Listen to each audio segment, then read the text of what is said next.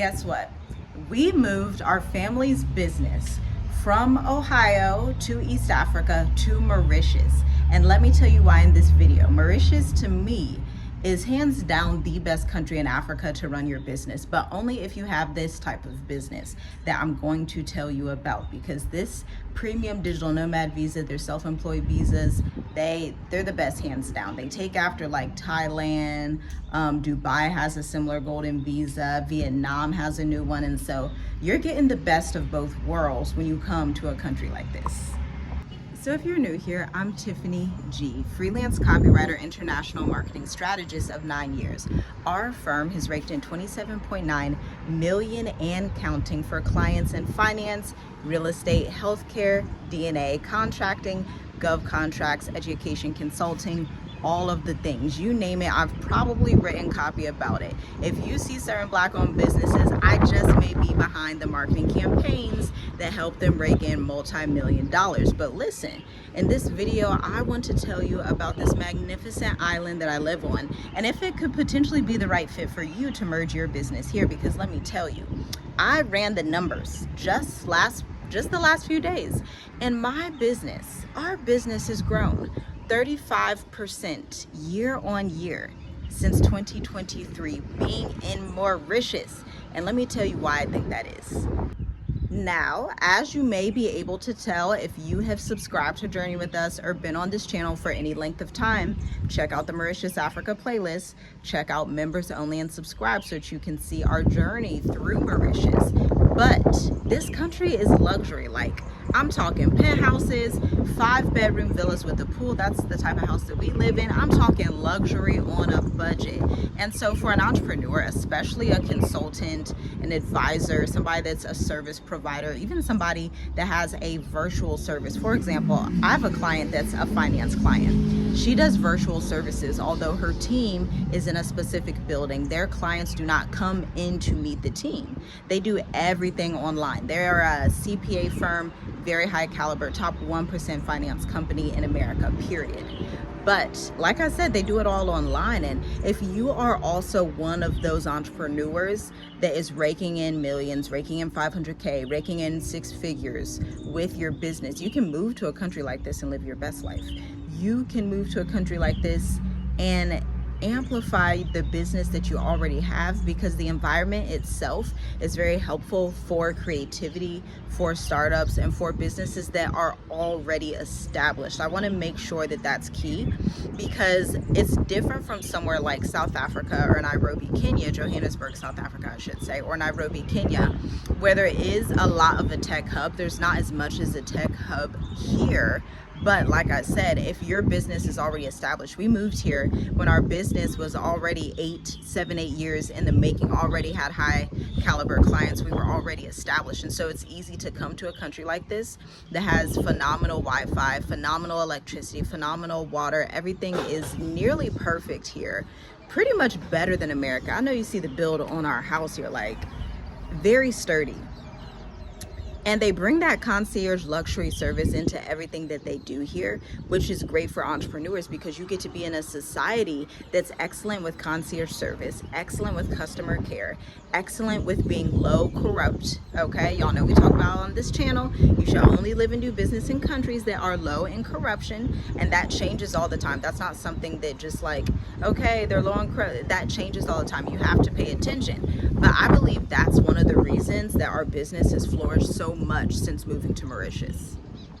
Now, if you want to know what the day-to-day looks like of an entrepreneur that lives in Mauritius, let me first tell you what my day-to-day would look like in Ohio and then compare it to now. So in Ohio, I was about 5 years in business, okay? And so in the mornings before traveling and deciding to move across the world, I would go to my favorite cafe ever in life, Panera Bakery, okay? I went there since age 6, I kid you not.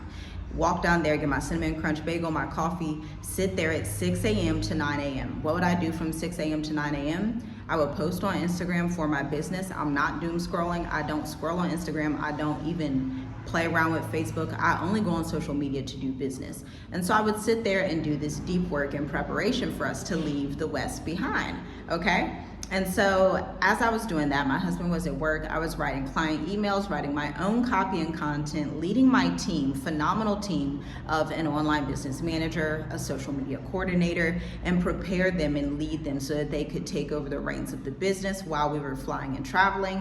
Because if you don't know, it's a long journey. It's a long journey from America to this side of Africa, okay?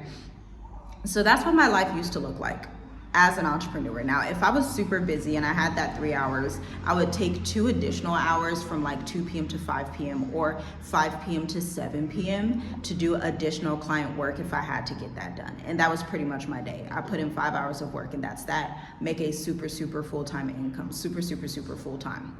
Now let's talk about how it has changed since living in Mauritius. So since living in Mauritius, my workflow hasn't changed as much, but I no longer serve 10 to 20 clients on average. I mean, I was young back then. I was like 25, I had the time, okay? It was exciting. Our children were super young. We're like, yes, we can serve all 10 to 20 of these clients. And listen, your girl, we have flipped the firm upside down. Now we make more, okay? While working with only 3 to 5 clients at any given time, okay? Now we work with clients that sign multi-year contracts. I've been introduced now like contracts that are 5 years. So it's like really anchored, really strategic, very much high level consulting, very much, you know, worthy of the work that we put in, the experience that we have in our portfolio, which by the way, if you're like, hey, I want to see some of this work, like I would like to get some information. Now, we are not currently taking new clients, but you can join the wait list so that you would be alerted when we do take new clients. We only have 1 VIP slot open for magnetic emails. Typically my clients get 40 emails per month. We do their website copy, I do their data analysis, all the things, but this one is for those of you who are not multimillionaires yet, but you still need emails. You're like, okay, I can't do a 3K, 4K every month retainer. I can afford a VIP day that's $2,000 now. If you want to learn about that, link is in the description. Subscribe to the 6-day free email marketing series, because email marketing is the secret tool that has got us to the place we are, which actually leads me into my next point. I used to, as a copywriter, just do random projects, okay? I would do website one day. This is why I had like the 10 to 15 clients. I would do website one day, then Facebook ads, and then bios, personal speaker bios, and then LinkedIn captions and LinkedIn strategy.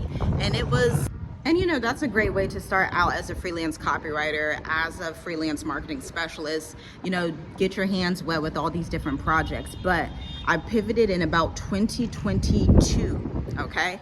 That's where everything changed. I started working for Fortune 500 companies, contracting with them, leading as their consultant. They would bring me in to corporate America to lead the team in their marketing initiatives and say, hey, this is what we need to change, this is what we need to fix, this is what the data is saying, let's change this here, let's A/B test this here, yada, yada, yada. Now that was a pivotal point 3 years ago in 2022, because that then gave me the ability to serve higher level clients across the world. Now I have been an international entrepreneur since 2018. My first international client was in Canada and my second one was in the Bahamas. Shout out to them.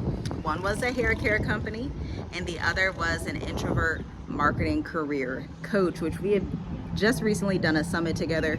The thing that I love most about business is the retention, the longevity, the long-term relationships. And all of my clients are long-term, like all of them. Like probably about 55% of clients come back within a year of working together.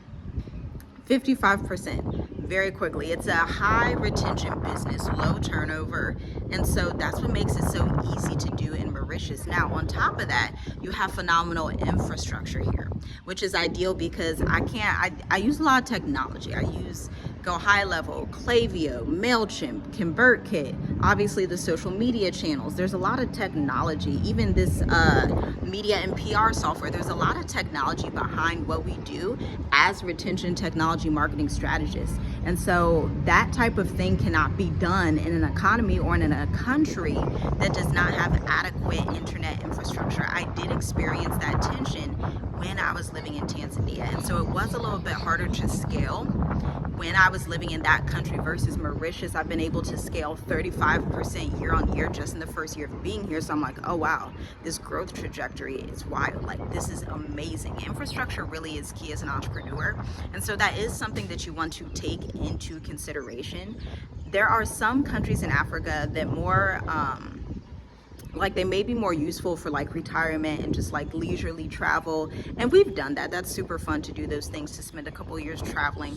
Fantastic. But then when you're ready to scale, when you're ready to grow, when you're ready to position your firm for multi-million dollars, when you want to create your 10-year exit strategy, when you're serious about what you're building, you have your niche, you have your intellectual property, you have your bespoke service and your own process, and you're ready to scale that, you want to be somewhere that is stable, even more stable than America. Mauritius is much more stable than America. Let me know down below if I should do a video on that. That's actually a great video idea, right? Then obviously in an economy like this, in a place that looks like this, your creativity is overflowing. That's probably what I love the most. Like, y'all, I keep telling y'all this. I come to my roof and I just look over at the mountains, and God, what it just does something to your spirit and your soul. It's so peaceful, so creative. The people are so welcoming. The immigration services just work. They just function. They just do what they say they're going to do, which is so important as an entrepreneur. You do not want to leak money. You do not want to bleed revenue out just for the sake of bleeding revenue out. That's not what we're called to do as entrepreneurs, or at least I have not been called to do that. Maybe you have, but I have not, okay? And so these are just a plethora of the reasons that I choose Mauritius, and why you may want to choose it as an online consultant, an online business owner. If you're in e-commerce, obviously an education consultant, check out the Black Educators Amplified playlist. We are currently on weeks 3 and 4 doing website copy. I'm so excited for our session this weekend. And registration is closed. Y'all know once registration is closed, it does not open back up. We only do it 4 times out of the year. Guess what? You already missed 2 of them. So there's only 2 more times out of this year.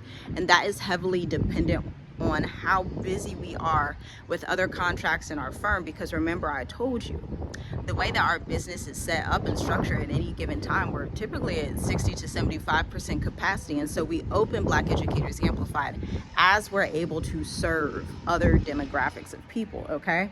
And that just comes in cycles. But listen, if you're an education consultant, any type of consultant, e-commerce business, you have your expertise that's not just a brick and mortar, although brick and mortars can do fine here as well. The issue with brick and mortars, and you should absolutely listen to the Cody Sanchez podcast, because she was even saying this. She was like, listen to her podcast. It's so good. It may ruffle your feathers, but we need to be real in business. Like, the most risky businesses that you can do, restaurant businesses, laundromat businesses, businesses that require a lot of startup capital, high turnover, low profit margins, okay?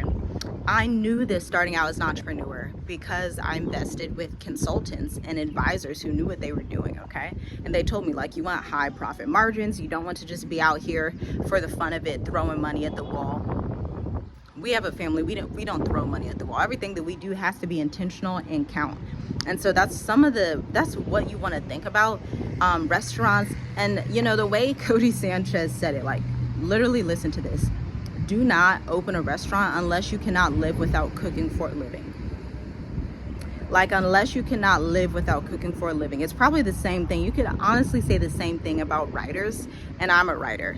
Do not become a writer unless you cannot live without it, because you may not be willing to go and do the steps that it takes to be diligent and to actually grow the firm, okay? And a lot of people say, well, you can't just do your passion, you have to do what pays. I disagree. I think if you're going to be the top 1%, again, we're talking to people who are the top 1% in their industries. I was crowned by Marketer Hire, okay, as the top 1% of email marketers back in 2022. And so if you want to be known as the top 1% in your field, you have to have passion. Like, passion is a non-negotiable. It just is, because people can feel if you love what you do. Like, people can feel that.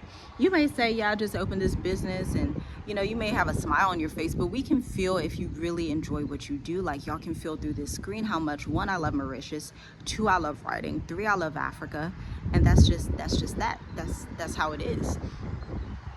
And so think about that as you're growing your business, as you're pivoting your business, because you can be in the small percentage of entrepreneurs, specifically Black entrepreneurs, because 80% of Black-owned businesses that have opened since 2020 have failed. Crippling, horrible entrepreneur numbers, okay? Most Black businesses, we're talking hard statistics today, we're having uncomfortable conversations because they need to be had. Most Black entrepreneurs fail within the first 5 years. Most Black entrepreneurs, most businesses in general fail within the first 5 years, but it's amplified for those of the African American community. And so if you are still under 5 years in business, you have not hit that 9-year mark, you have not even hit the 7-year mark yet, you want to ask yourself, okay, what are my weaknesses? How can I combat this? From what I see, the top 2 things that make our community weak with entrepreneurship obviously is a lack of knowledge. Number 2 is a lack of spending awareness. We will spend on things that do not drive a direct ROI, okay? We will spend on flashy websites. We will spend on flashy outfits, flashy photography shoots, but these things don't sell. Like, I'm telling you, when I work with corporate buyers, I have one right now, which is actually a very cute dress that I found out here. I have my natural hair. I'm not overly made up. I'm not looking fake. Corporations and serious people want to work with humans that feel real. They don't want to work with people that feel fake or feel like they're trying to put on some kind of facade. They sniff that stuff out and they won't even like call you back. They won't even set up a call with you. Because I know a lot of you guys are like, how do you even reach this level in business? Well, one is the grace of Yah, Deuteronomy 28:1-14. And then it also has to do with a spirit of humility and a willingness to learn. And as far as I have come in business over these past 9 years, I can't believe it's going to be 10 years next year. I love that for us. And so as far as I've come, I still know that I don't know everything. Those are like, if I could pinpoint 2 things, those would be the top 2 things. A lack of knowledge in marketing and business development. A lot of times we'll spend on stuff that does not drive a bottom line. The only things that you should be spending on the first 5 years of your business are marketing and sales. Because if you do not bring in clients, you don't have a business, you have a cute hobby that you love to do, okay? If you have a business and you're like, I can't get business loans because I don't have any proven revenue, that's a tall tale sign that you need to only focus on marketing and sales. Obviously, customer operations and things like that, you can get a social media VA. We teach our clients in our VIP days how to do that as well and give them the standard operating procedures that we have developed since 2019, okay? But yeah, if you're not cognizant and aware of how to run a business, you may want to learn that pretty quickly. Because again, we are in the times, and I just saw another notification. Microsoft just announced they're laying off 7,000 employees. Not because they're broke. They actually had their highest revenue since whatever month it was, but because of AI. And so you need to gain community, and it does not have to be us. It really does not, because we are usually at full capacity. We don't just take anyone into our firm, and we don't take anyone into our 8-week accelerators. But you want to speak to someone, okay, that is a marketing consultant, a business development advisor, someone that can help you as a business coach. They need to be able to teach you on the industry you want to learn. If you want to get better with marketing, that person needs to be actively in marketing. If you want to get better with sales, they need to be in marketing and sales. If you want to get better with finance, I would suggest you read the Profit First book. There's also a lot of books out there that can help you before you even find a mentor, so that you have more knowledge to discern and decide, okay, who would even be a great mentor for me? But you want to do these things right now. You don't want to wait till the last minute. And this is urgent, guys. This is urgent. You know, there's no like better, kinder, cuter way to say like the fact that businesses are not going to hire mediocre humans in 2025 and beyond. Microsoft, again, they pay great in their corporate roles, but they are hiring off 7,000 people in nearly every department, not because they're broke, but because of AI. And so if you are replaceable by AI, you need to up level your skill set today. like right now. And you need to know how to articulate your personal brand. I'm a personal brand. When corporations work with me and they get on the phone, they will have already seen my LinkedIn that has 7,000 followers. They already are subscribed to my email list where I give the best email marketing tips on earth, hands down. There's very few people. There's probably like a few out there that are similar that are probably found through Marketer Hire, but besides that, there's not a lot of us out there that are this great with retention marketing, aside from high level like Fortune 500 companies in corporate America. And so you want to be aware of this. You want to up-level your skill sets. Now, if I were you, and some of y'all not gonna like this, but I'm gonna say it because it's honest and I need you to get this. If you do not know the art of business writing, if you do not know strategic communications, if you do not know copywriting, you want to learn that like yesterday. They don't tell you that in school. Even marketing MBAs are finding themselves without jobs. Now, how does a marketing consultant find themselves booked out? Well, marketing MBAs that have worked just 1 or 2 jobs in the last 5 to 10 years find themselves without anything, without a job, because there's no personal brand. They're just a W-2. The era of the W-2 employee is going away, and I think it's a beautiful thing. For us freelancers, that means we're getting all the contracts. For us marketing consultants, B2B contractors, we are getting the contracts, okay? Because at the end of the day, for these corporations, when I'm selling to a corporation, I let them know, like, look, you can put me on retainer for $3,000, $5,000 a month. You know, if you have a lot that we have to do, if I have to manage an email list of 3 million contacts, it's going to be a little higher. It's going to be 7K, which I've managed a list of 3 million contacts, okay? But if I have to do work like that, typically you're going to pay your corporate employees, what? $200,000 a year if they're a product marketing manager, and if they're like one of those high-level tech corporations, I'm like, you can put me on retainer for 5K a month, it's fine. You can put me on retainer for $7,000 a month, it's fine. And guess what those corporations, those marketing departments say? I just saved them over $50,000 and brought better results. That should scare some of you that are in the employee mindset. This should scare our community. This should scare humanity as a whole, because the times of the mediocre people is gone. The times when you could just be mediocre and you were just extroverted, that's how you got the job. Now they're like, bring in the introverts, bring in the people that can bring results, bring in the people that maybe they don't talk as much, maybe they don't entertain as much, maybe they're not contributing to the company culture as much. But man, when they pull their numbers, like one of my clients, oh my gosh, 750% increase since last year. Like, I'm not kidding. I'm not even playing. I have the case study on my blog.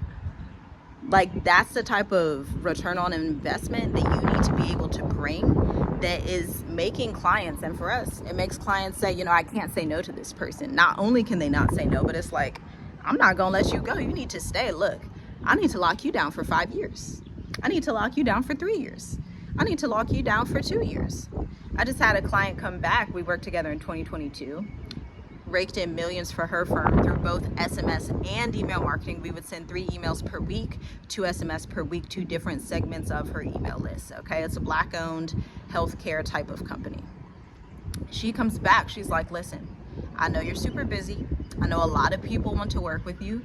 Whatever I need to pay right now, whatever needs to get done so that I lock you in and get this finished, these 7 email campaigns, these 7 email automations, I need to do it. Listen, she was writing her emails.